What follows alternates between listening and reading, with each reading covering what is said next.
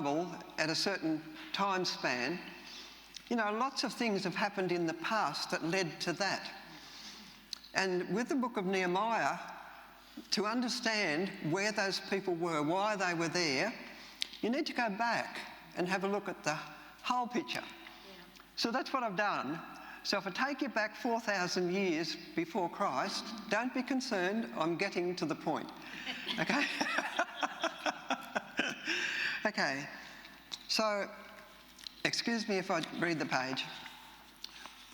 Now we know that the land of Canaan, which was the promised land that God sent his people into, was occupied by the Canaanites, the Jebusites and the Amorites. But in the year 2000, our founding patriarch Abraham and his tribe settled in what became Judea, or southern Israel. In 1500 BC, Abraham's descendants, led by Joseph, Joseph was there first, okay, and Abraham's other descendants, there was Abraham, Isaac and Jacob. Jacob's name was changed to Israel. And he took Joseph was one of his 12 sons. So when the famines hit that nation, Joseph invited them to come to Egypt, and they settled there and stayed with him there until the Exodus. I better look what year that was, hang on. 1206 BC, Moses led the Israelites in the Exodus from Egypt. Now in 1160 BC, the Israelites under Joshua entered the Promised Land. 1000 BC, much more had happened. David captures the city of Jerusalem and makes it his capital. 970 BC, Solomon builds the first temple. Now then, Israel was split into two kingdoms in 930 BC. The northern kingdom was called Israel, and the southern kingdom was called Judah, and that's where Jerusalem was. In 720 BC, the northern kingdom were conquered by Assyria, and the 10 tribes that resided there were taken off into exile. In 700 BC, the southern kingdom's king, Hezekiah, this is by the by, I didn't mean to read this, cuts a tunnel from Gihon Springs to the Pool of Siloam. Now that tunnel and spring is still there, and the water still runs through it. I know, because I stepped into it and walked it when I was over in Israel. I didn't mean to put that in, but anyway, it's all right, I did. Sometimes the water was around my ankles, sometimes it was up to here. It's pitch black dark. They give you a tiny little torch, LED torch, to see your way through the dark. It's 700 metres long, and it's sort of a gradual uphill climb. And you come out up on the top of the hill somewhere. Very interesting. And the friend that went with me, she's 6 foot tall. The tunnel, you've got to crouch to walk through. So she had more trouble than me. And at one point she said, turn your light out. You turn your light out, it's pitch black dark, you can't see where you're going at all. So I turned it back on and we kept going. Come out safely. Anyway, in 699 BC or roundabout, the Assyrians conquer much of the southern kingdom. But Jerusalem, although besieged, it survived. 597 BC, King Nebuchadnezzar II of Babylon, that's the capital of what is now Iraq, but was then called Mesopotamia. He takes the southern kingdom, including Jerusalem. Now, what he did then, he set up a leadership over it and went back to his country, and he left them there to run that part of the world. But the ones that were leading started to get their heads together and try to work out a way that they can get rid of the Babylonian ruling over them. Now, King Nebuchadnezzar heard about it, so what he did, he came back and he absolutely crushed Israel, particularly southern Israel, particularly Jerusalem, and they just smashed the city, smashed it down, and razed Solomon's temple to the ground. Now, that's where that all got to.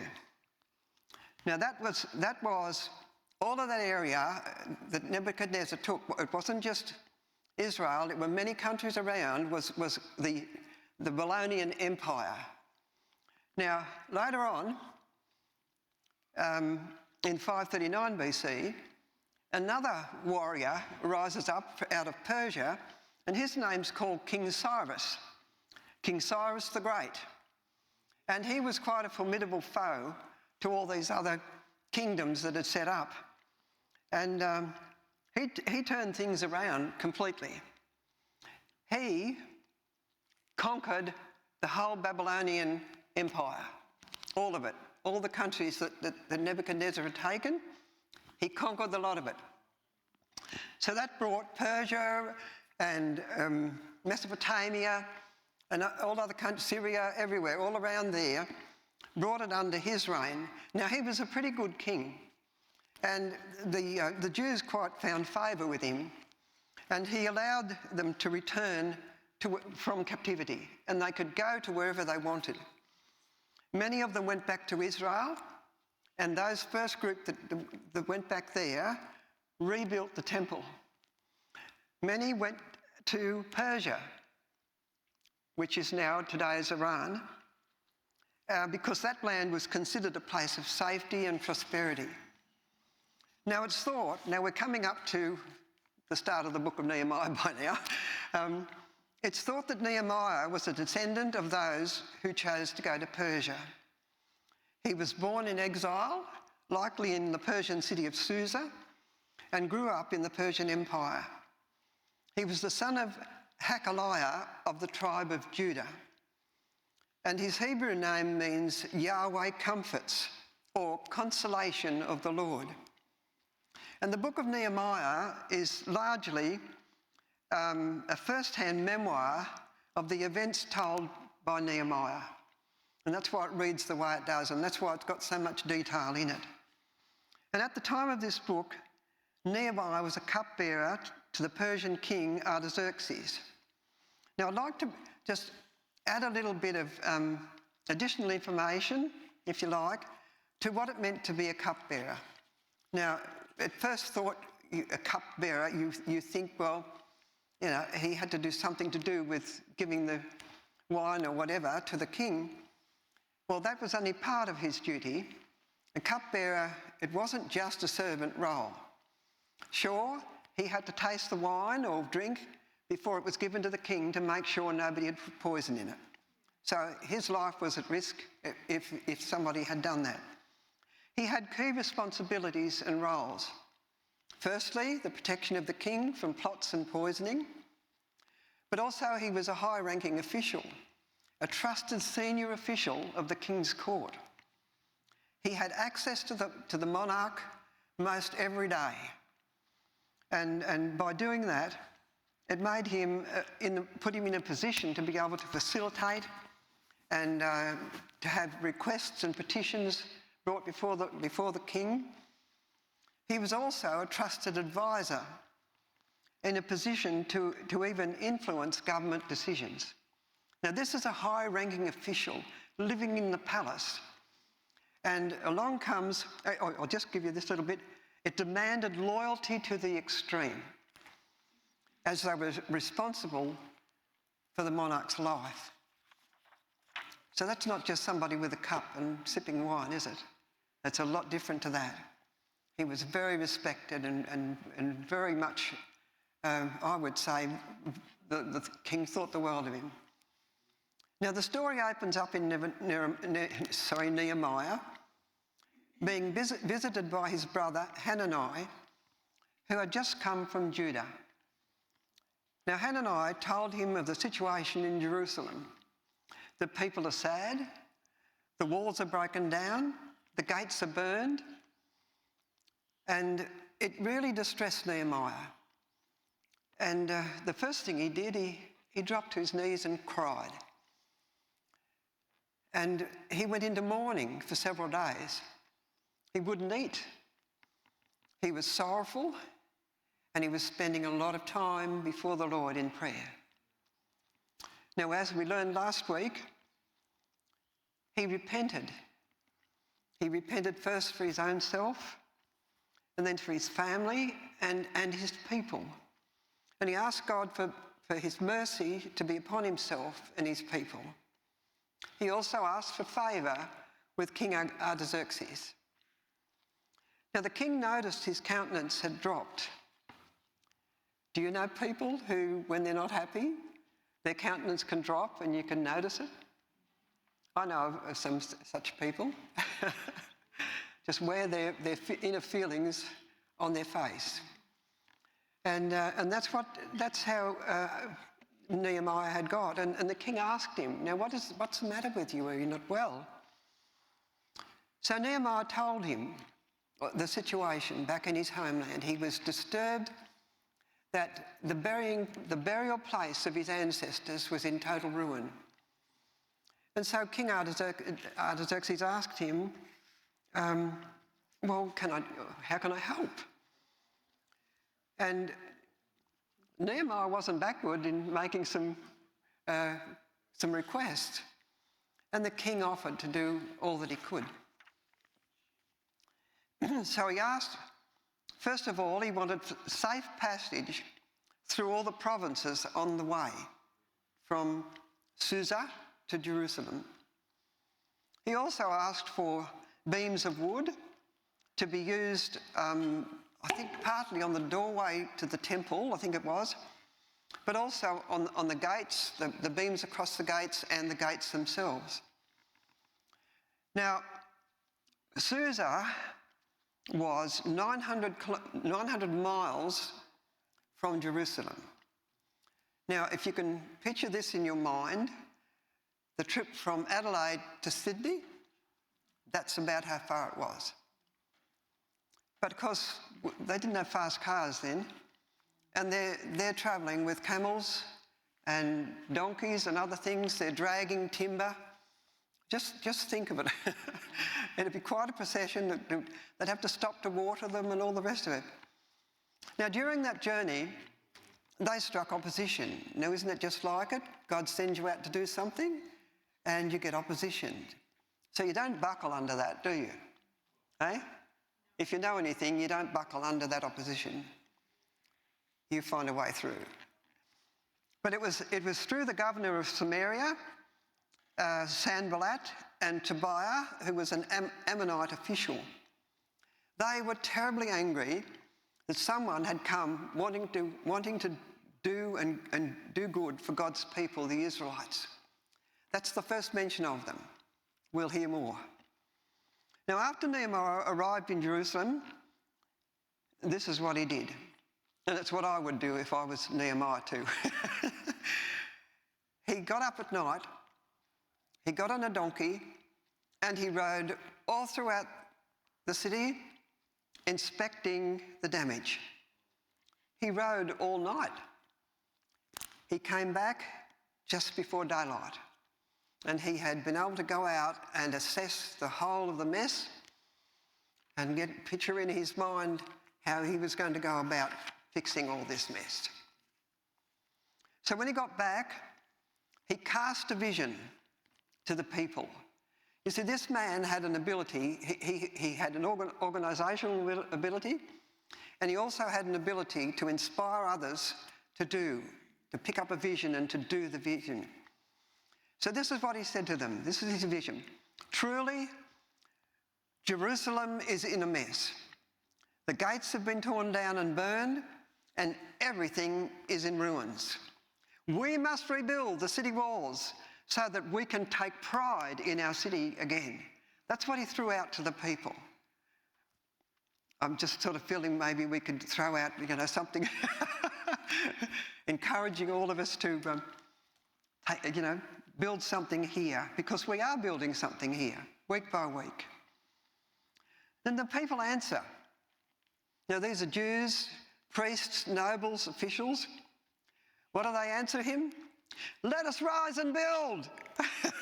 They picked up his vision. They picked up his enthusiasm. But what do we get? Now we've got all the people, got their vision, going to get into it. Along comes Sanballat, the governor of Samaria, and Tobiah, the Ammonite official, with Geshem, an Arab. Now this time, they showed their hatred and contempt. They ridiculed, and they falsely inferring they were rebelling against the king. So this is all the rubbish that they started to throw. But did that put Nehemiah off? He answers with this: "The God of heaven will make us prosper, and we, his servants, will arise and build." So it's, come on, guys, straight away. Now, chapter 3, I'm not going to comment on, because all it is one long list of the builders and what part of the wall they repaired. You can read it for yourself if you want to. Okay, now we come to chapter 4.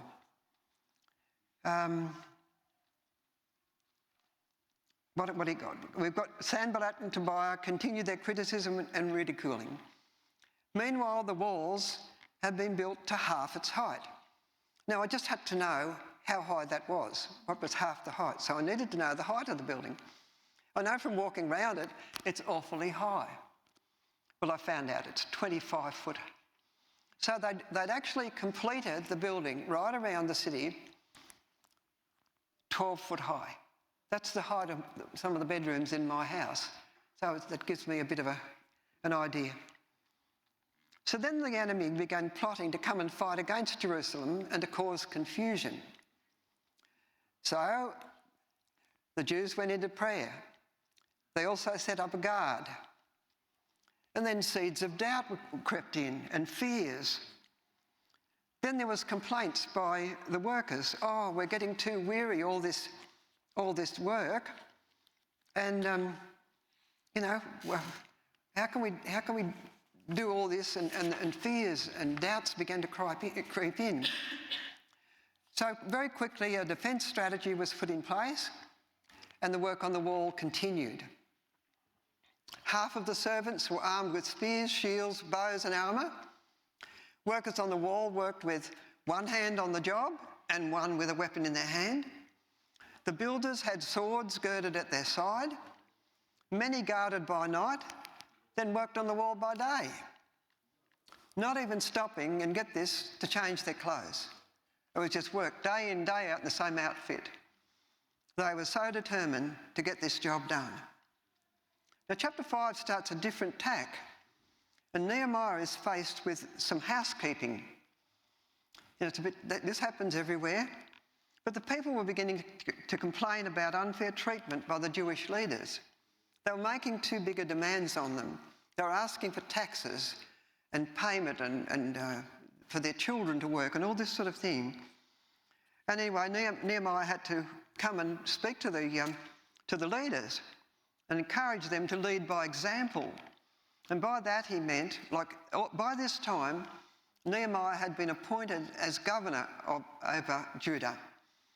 And that came with a payment.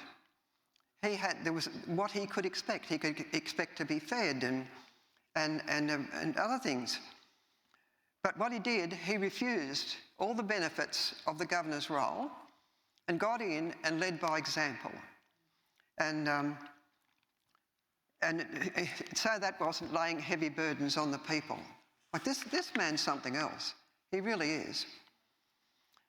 Okay, now then in chapter 6 we come across plots against Nehemiah, and the walls were completed actually. And then Nehemiah learned of the threats from Sanballat, Tobiah and Geshem. They sent messages to Nehemiah and wanted him to come out and meet him in a village. And Nehemiah discerned, so he even had godly discernment, that their intention was to do him harm, and so he refused to go. They asked him 4 times, and his answer was, "I am doing a great work, and I cannot come down." And I love that song we used to sing. "I cannot come down, I'm building a wall. With a sword in my hand, I've answered the call." And that was Nehemiah's attitude. Then they tried slander and false accusations. And Nehemiah responded, calling out the false claims, lies and fear-mongering. And once again, he calls on God to give him the strength. Oh, and it goes on. They tried all sorts of things. They tried wanting to kill him and so forth and so on and so on. The work is finished. Who can guess how long it took to build that wall? 52 days. Say it louder. 52 days. Give her a lolly, will you? Somebody.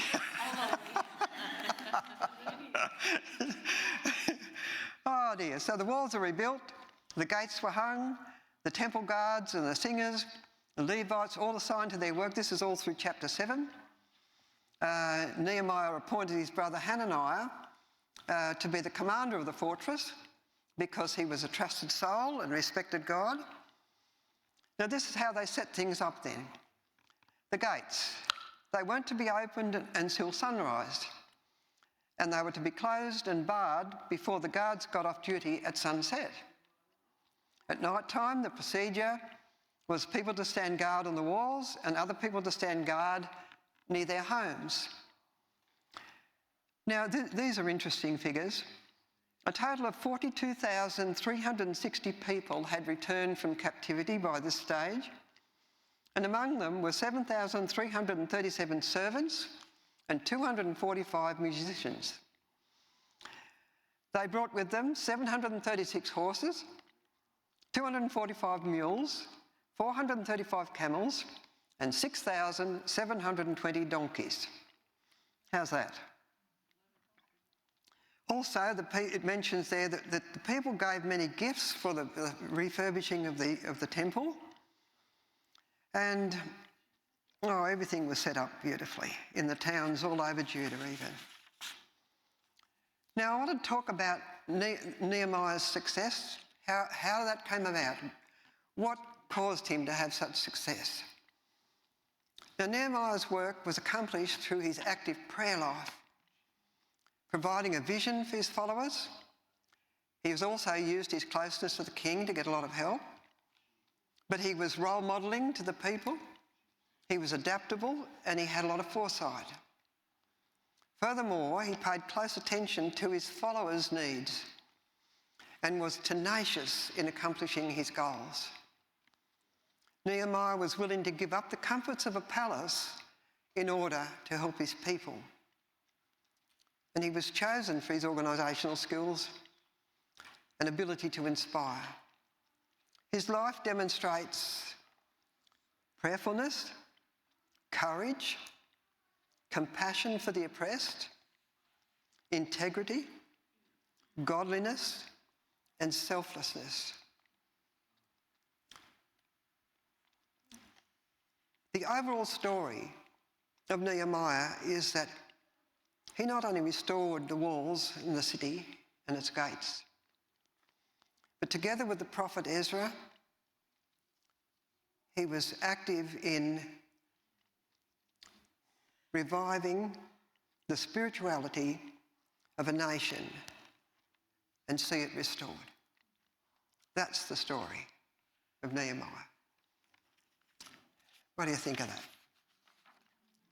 I think it's amazing. What an amazing example to draw from of all those characteristics in that man. I thank God for him and for what he did. Because amazing, just amazing. Now that's the end of my story. Eh? Am I a good storyteller? Eh? Well, praise God. I have learned so much out of it. It's put those chapters in that book into perspective in our lives. And I'm so pleased that it's taken me weeks. Oh dear. But I've been delighted to come and do it. So thank you so much. Thank you. Well, I guess it's time we